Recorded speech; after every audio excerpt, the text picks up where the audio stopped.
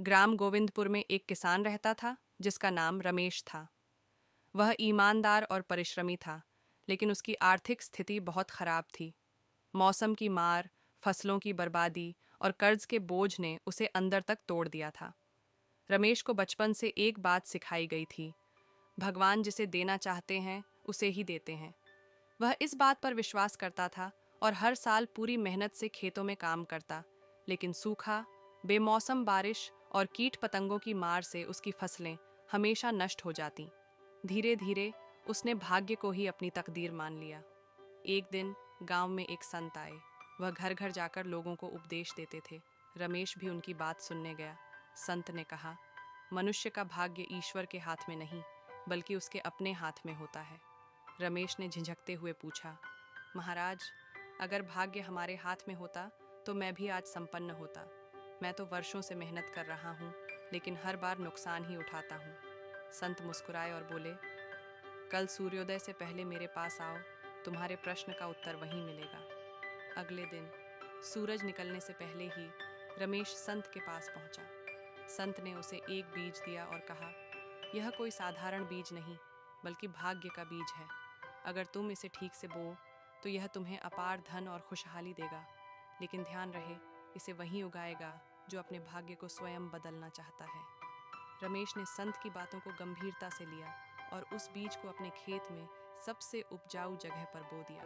वह हर दिन उसे पानी देता, ध्यान रखता और भगवान से प्रार्थना करता कि यह बीज एक विशाल वृक्ष बने। कुछ ही दिनों में बीज अंकुरित हुआ और धीरे धीरे एक छोटे पौधे में बदल गया।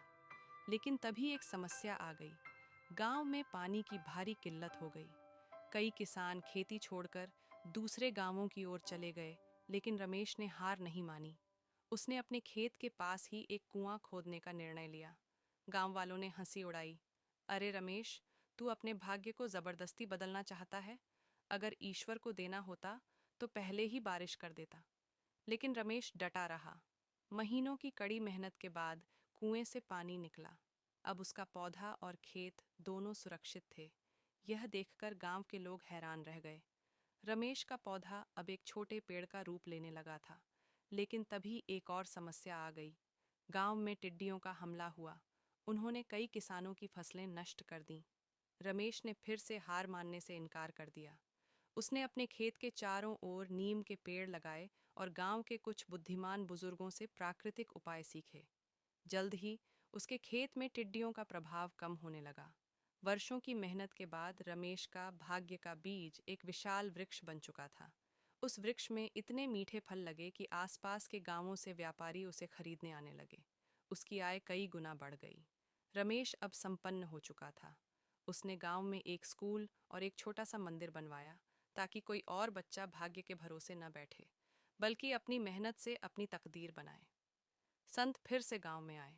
रमेश उनके चरणों में गिर पड़ा और बोला, महाराज, आपने मुझे जो बीज दिया था वह वास्तव में जादुई था। उसी ने मेरी जिंदगी बदल दी। संत मुस्कुराए और बोले, वह कोई जादुई बीज नहीं था, बल्कि एक साधारण बीज था। असली जादू तुम्हारी मेहनत, धैर्य और संकल्प में था। रमेश अब समझ चुका था, भाग्य वे ही बदलते हैं जो कर्म करने से नहीं घबराते। 1. भाग्य मेहनत से बनता है, केवल प्रार्थना से नहीं।